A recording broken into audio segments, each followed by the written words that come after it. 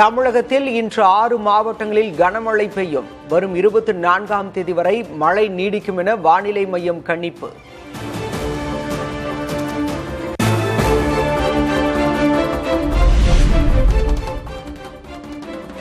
சென்னையில் ஒரு சில பகுதிகளில் மழை பெய்ய வாய்ப்பு. நகரில் அதிகபட்சமாக வெப்பநிலை 37 முதல் 38 டிகிரி செல்சியஸை ஒட்டி இருக்கும் என வானிலை மையம் தகவல்.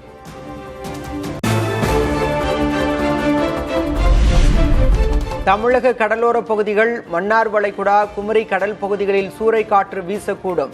மீனவர்கள் கடலுக்கு செல்ல வேண்டாம் என வானிலை மையம் எச்சரிக்கை.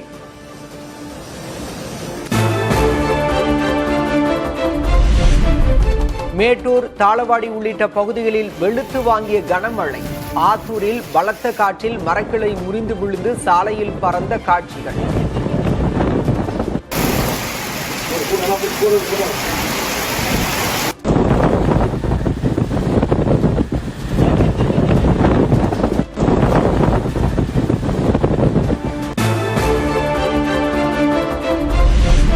தமிழ்நாட்டில் 17 IAS அதிகாரிகள் பணியிட மாற்றம். நகராட்சி நிர்வாகத்துறை செயலராக ககன்தீப் சிங் பேடி, கூட்டுறவுத்துறை செயலராக அமுதா நியமனம்.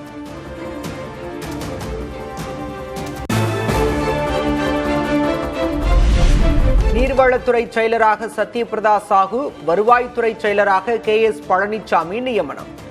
போக்குவரத்து துறை செயலராக வள்ளலார், பொதுப்பணித்துறை செயலராக ஜேடக் சிறுவை நியமித்து தமிழ்நாடு அரசு உத்தரவு.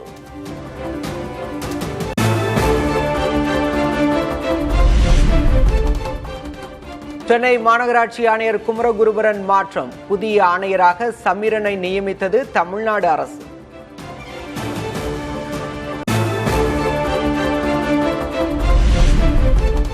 சென்னை மாநகராட்சி மற்றும் நகராட்சிகளில் உள்ள அம்மா உணவகங்களை புதுப்பிக்க முதல்வர் விஜய் உத்தரவு. உள்கட்டமைப்பு வசதிகளை மேம்படுத்தவும், சுவையான தரமான உணவு கிடைக்கவும் ஆணை.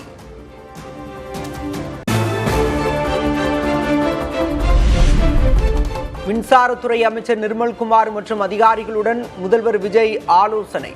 தமிழ்நாட்டின் மின் தேவை 200 யூனிட் கட்டணமில்லா மின்சார திட்டம் குறித்து கேட்டறிந்தார்.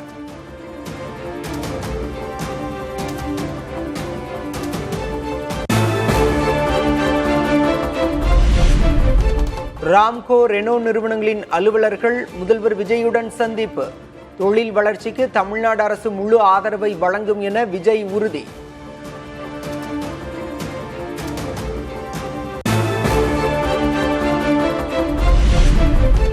திட்டமிட்டபடி 20ஆம் தேதி 10ஆம் வகுப்பு தேர்வு முடிவுகள் வெளியாகும். புதிய பாடத்திட்டங்கள் அடிப்படையிலான புத்தகங்களை அறிமுகம் செய்த பிறகு அமைச்சர் ராஜ்மோகன் அறிவிப்பு. 10ஆம் வகுப்பு பொதுத் தேர்வுக்கான முடிவுகள் நாளை மறுநாள், அதாவது 20ஆம் தேதி வெளியாகிறது என்பதை இதன் மூலமாக நான் தெரிவிக்கிறேன். மேலும் எதிர்வரும் கல்வியாண்டு ஜூன் மாதம் 1ஆம் தேதி 1/6/2026 இருந்து பள்ளிக்கூடங்கள் மீண்டும் திறக்கப்பட்டு தங்களுடைய வழமையான பணிகள் தொடரும் என்பதை இதன் மூலமாக நான் தெரிவிக்கிறேன். 1 முதல் 3ஆம் வகுப்பு மாணாக்கருக்கு ஜூன் 4ஆம் தேதி பள்ளிகள் திறப்பு. பிற வகுப்புகளுக்கு ஜூன் 1ஆம் தேதியே பள்ளிகள் திறக்கப்படும் எனவும் அமைச்சர் ராஜ்மோகன் அறிவிப்பு.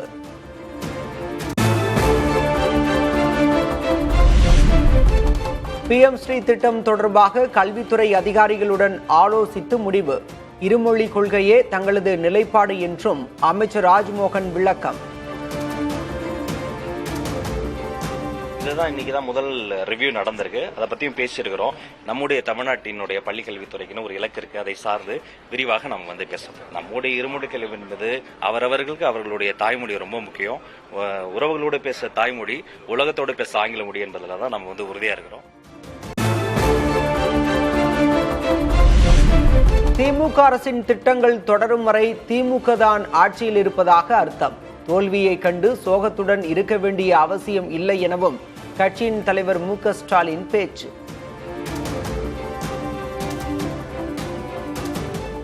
இந்த திட்டம் இருக்கிற வரைக்கும் நாம் பெண்களுக்கு, மாணவர்களுக்கு, மாணவிகளுக்கு செய்திருக்கக்கூடிய சாதனைகள் எல்லாம் யாராலும் மாற்றிட முடியாது. ஆக திட்டம் நடக்கிற வரைக்கும் திராவிட மாடல் ஆட்சி தான் தமிழ்நாட்டில் நடந்துகிட்டு இருக்கு.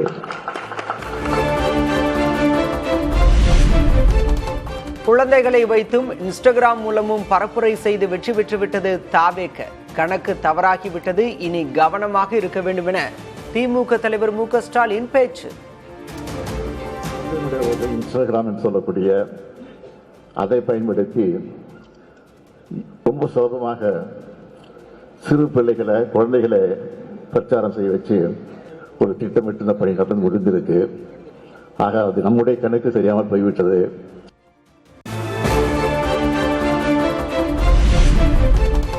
தாவேக அரசின் ஆட்சிக்கு தொந்தரவாக இருக்க போவது இல்லை என திமுக தலைவர் ஸ்டாலின் மீண்டும் உறுதி.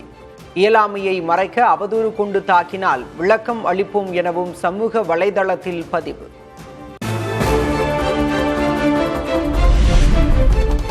யார் எந்த பக்கம் போனாலும் டெல்டா எங்கள் பக்கம்தான் என எதிர்க்கட்சி தலைவர் உதயநிதி ஸ்டாலின் பேச்சு. பெண்கள் தற்போதே தாவேக ஆட்சி நிலையை உணரத் தொடங்கிவிட்டதாகவும் விமர்சனம். யார் எந்த பக்கம் போனாலும், எந்த மாவட்டம் எந்த முடிவெடுத்தாலும் டெல்டா எப்பொழுதுமே திராவிட முன்னேற்ற கழக பக்கம் தான் என்பதை நிரூபிச்சு காட்டிய உங்க அத்தனை பேருக்கும் முதல்ல என்னுடைய நன்றியை நான் தெரிவிச்சுக்கிறேன்.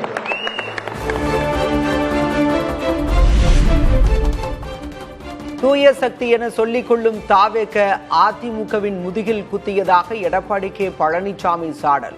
குதிரை பேரம் நடத்தி அதிமுக நிர்வாகிகளை பிரிக்க தாவேக முற்பட்டதாகவும் குற்றச்சாட்டு.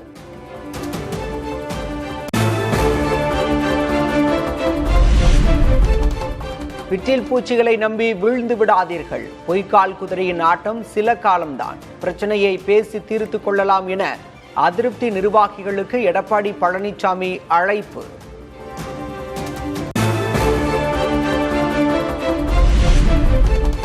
அதிமுக பொதுக்குழுவை கூட்ட 5இல் 2 பங்கு உறுப்பினர்களின் ஆதரவு உள்ளது. சி.வி. சண்முகம் தரப்பு எம்எல்ஏவும் முன்னாள் அமைச்சருமான சி. விஜயபாஸ்கர் பேச்சு.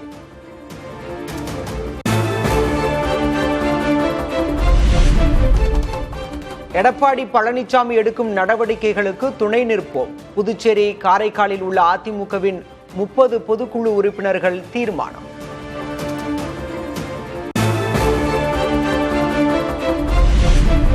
பரபரப்பான அரசியல் சூழலில் இன்று நடைபெறுகிறது அதிமுக மாவட்ட செயலர்கள் கூட்டம். எஸ்பி வேலுமணி தரப்புடன் மோதல் முற்றியிருக்கக்கூடிய சூழலில் கூட்டத்தில் முக்கிய முடிவுகள் எடுக்கப்பட வாய்ப்பு.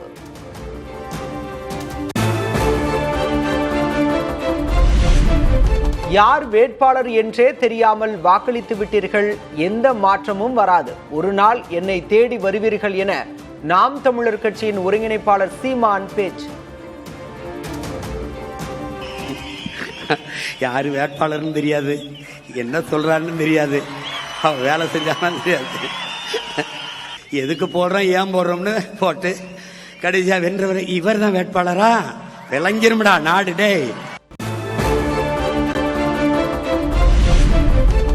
தமிழ்நாட்டிற்கு 10 லட்சம் கோடி ரூபாய் கடன் இருப்பது இப்போதுதான் தெரியுமா?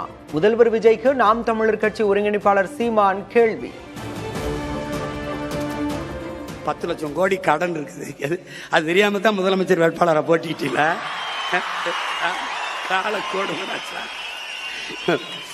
நல்ல வேலை என்னைய தோக்கடிச்சு உள்ள வரவிடாம விட்டான்.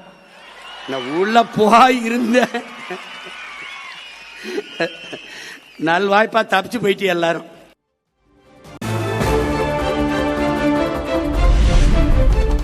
வேலை வாய்ப்பு குறித்து முந்தைய திமுக அரசு கொடுத்த தரவுகள் தவறானவை. பொருளாதார நிபுணரும் திராவிட மாடல் நூலின் ஆசிரியருமான கலையரசன் குற்றச்சாட்டு. ஒப்பந்தங்கள் பெரிய அளவுக்கு முதலீடுகளா மாறல. உங்களுடைய கருத்துக்கும் அரசு முன்வைத்த தரவுக்கும் பெரிய முரண் இருக்கு. இபிஎஃப்ஓன்ற டேட்டா பேஸை வச்சு ஒரு வேலைவாய்ப்பை மதிப்பிடுறது, வேலைவாய்ப்பை மெஷர் பண்ணுறது, எஸ்டிமேட் பண்ணுறது தவறு. இது வந்து ஒரு தவறான புள்ளி வரும். அது மேபி இந்த அரசுக்கு வந்து தெரியாமல் இருந்திருக்கலாம். முதலமைச்சருக்கு எப்படி இதெல்லாம் இது என்ன டேட்டா என்ன அப்படின்னு அவருக்கு எப்படி தெரிய போகுது? அது அதிகாரிகள் வந்து அதை அவங்க சொல்லியிருக்கணும், சார் இந்த டேட்டா வந்து நம்ம பயன்படுத்தக்கூடாது, நம்ம பயன்படுத்துகிற டேட்டா வந்து ஒன்று ஏஎஸ்ஐயாக இருக்கணும், ஃபேக்ட்ரி பற்றி பேசுகிறதா இருந்தால், அல்லது ஒட்டுமொத்த தமிழ்நாட்டில் எவ்வளவு வேலை வாய்ப்புகள் கிரியேட் பண்ணியிருக்கோம் அப்படின்னு சொன்னோம்னா அதுக்கான நிறுவனம் வந்து PLFS நேஷனல் சாம்பிள் சர்வே.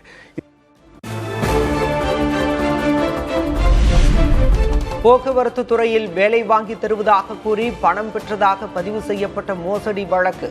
முன்னாள் அமைச்சர் செந்தில் பாலாஜியை விசாரிக்க அனுமதி கோரி தமிழக அரசுக்கு அமலாக்கத்துறை கடிதம்.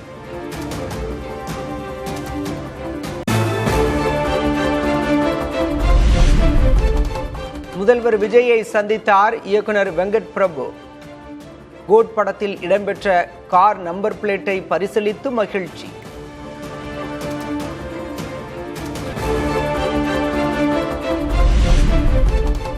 பிரசித்தி பெற்ற தேனி வீரபாண்டி கௌமாரியம்மன் கோயிலில் சித்திரை திருவிழா கோலாகலம். 4 நாட்கள் கோயிலின் ஒவ்வொரு வாசல் வழியாக நடந்த தேரோட்டம் நிறைவு.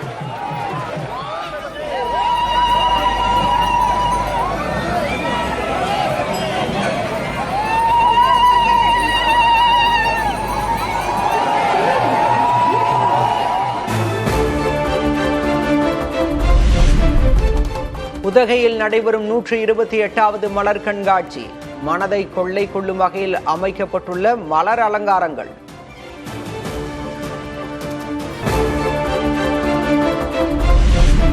சென்னை எழும்பூர் ரயில் நிலையத்தில் 842 கோடி ரூபாய் மதிப்பீட்டில் நவீன பல அடுக்கு வாகன நிறுத்துமிடம்.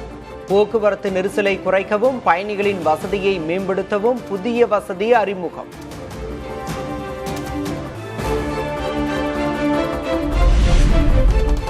நாடு முழுவதும் நாளை 9 லட்சத்திற்கும் அதிகமான மருந்தகங்கள் மூடப்படும் அபாயம். ஆன்லைன் மருந்து விற்பனை தளங்களின் ஆதிக்கத்தை கண்டித்து அகில இந்திய மருந்தகங்கள் சங்கம் ஒரு நாள் வேலைநிறுத்தம் அறிவிப்பு.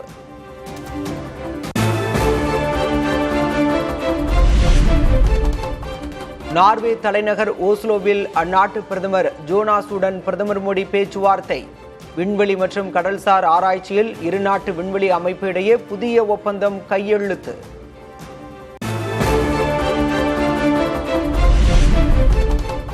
போர் மற்றும் மோதல்கள் மூலம் எந்த பிரச்சனைக்கும் தீர்வு காண முடியாது என நார்வேயில் பிரதமர் மோடி பேச்சு. யுக்ரைன் மேற்கு ஆசியாவில் அமைதி நிலவ இந்தியா ஆதரவு அளிக்கும் என்றும் உறுதி.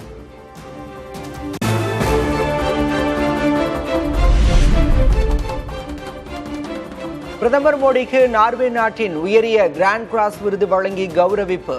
32வது உலகளாவிய உயரிய விருது வென்ற முதல் இந்திய பிரதமரானார் மோடி.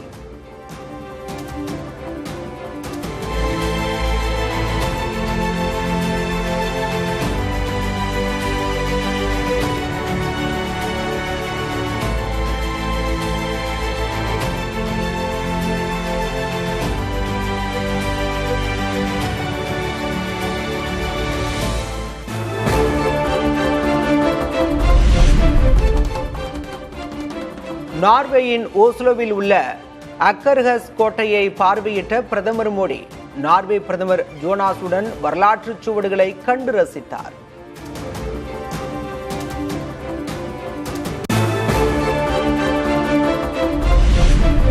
இந்தியா தற்போது நக்சல் இல்லாத நாடாக திகழ்வதாக உள்துறை அமைச்சர் அமித்ஷா பெருமிதம். நக்சல்களால் பாதிக்கப்பட்ட பஸ்தாரில் பல்வேறு நலத்திட்டங்களை தொடங்கி வைத்து நெகிழ்ச்சி.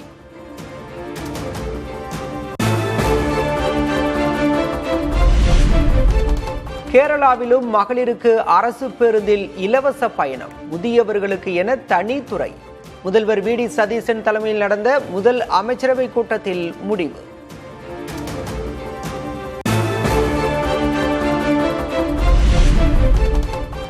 மேற்கு வங்கத்தில் மகளிருக்கு அரசு பேருந்துகளில் இலவச பயணம் மேற்கொள்ள அனுமதிக்கும் திட்டம் ஜூன் 1 முதல் அமல்.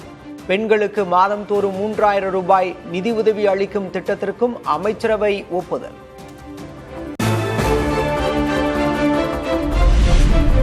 நீட் வினாத்தாள் கசிவு வழக்கில் மேலும் ஒருவர் கைது. மோசடி கும்பலுடன் தொடர்பில் இருந்ததாக சந்தேகத்தின் பேரில் மகாராஷ்டிராவின் லாத்தூரை சேர்ந்த சிவராஜ் ரகுநாத் என்பவர் மீது நடவடிக்கை.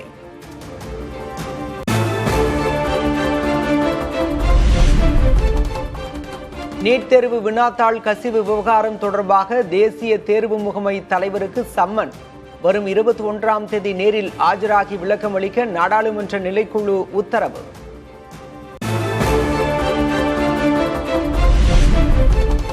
இந்தியாவின் முதல் புல்லட் ரயிலின் புகைப்படம் அதிகாரப்பூர்வமாக வெளியீடு. டெல்லி ரயில்வே அமைச்சகத்தில் காட்சிப்படுத்தப்பட்ட புகைப்படம்.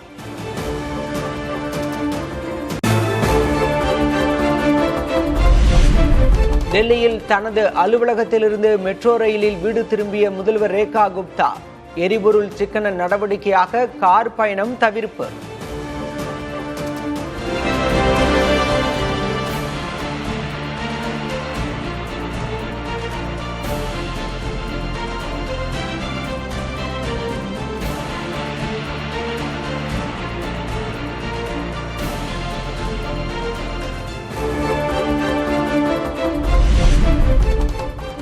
தொழிலதிபர் கௌதம் அதானி அவரது மருமகன் சாகர் அதானி மீதான மோசடி வழக்கு முடித்து வைப்பு. இருவருக்கும் எதிரான அனைத்து குற்றச்சாட்டுகளையும் திரும்ப பெற்றது அமெரிக்கா.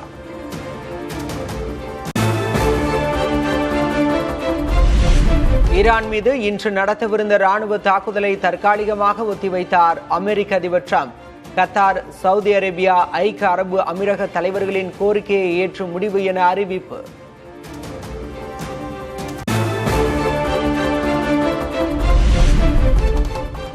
அமைதி பேச்சுவார்த்தை தோல்வியடைந்தால் ஈரானுக்கு எதிராக மாபெரும் தாக்குதல். அமெரிக்க ராணுவம் தயார் நிலையில் இருக்க வேண்டும் என அதிபர் டிரம்ப் அறிவுறுத்தல்.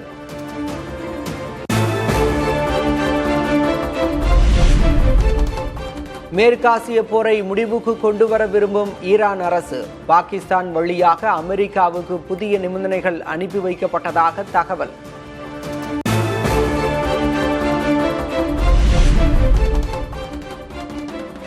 ஈரான் எண்ணெய் மீதான வரிக்கு தற்காலிக விலக்கு அளிக்க அமெரிக்கா முடிவு. உலகளவில் நிலவும் எரிபொருள் தட்டுப்பாட்டை தவிர்க்கும் வகையில் நடவடிக்கை என தகவல்.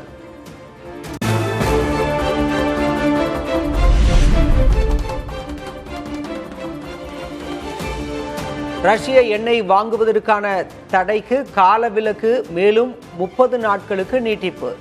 இந்தியா உட்பட 10 நாடுகளின் கோரிக்கையை ஏற்று அமெரிக்க அதிபர் டிரம்ப் அறிவிப்பு.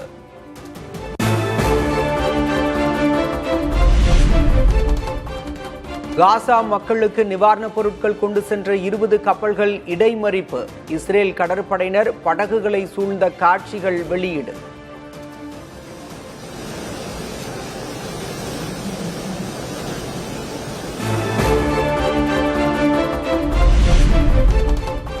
கனமழை, வெள்ளப்பெருக்கை தொடர்ந்து சீனாவை உலுக்கிய பயங்கர நிலநடுக்கம். குடியிருப்புகள் சேதமடைந்த நிலையில் நூற்றுக்கணக்கான மக்கள் பாதுகாப்பான இடங்களில் தங்க வைப்பு.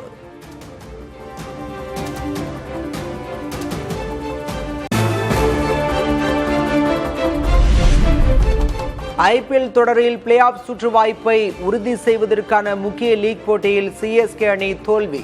சேப்பாக்கத்தில் நடந்த ஆட்டத்தில் அசத்தல் வெற்றி பெற்று பிளே ஆஃப் சுற்றுக்குள் நுழைந்தது ஹைதராபாத்.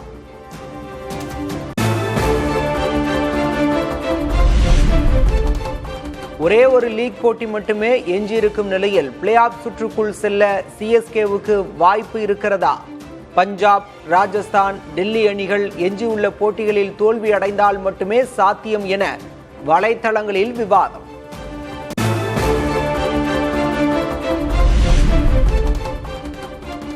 நடப்பு ஐபிஎல் தொடரில் சேப்பாக்கத்தில் சிஎஸ்கே அணிக்கு கடைசி போட்டி என்பதால் மைதானம் வந்த MS தோனி தல தரிசனம் கிடைத்து விட்டதாக ஆரவாரம் செய்து ரசிகர்கள் உற்சாகம்.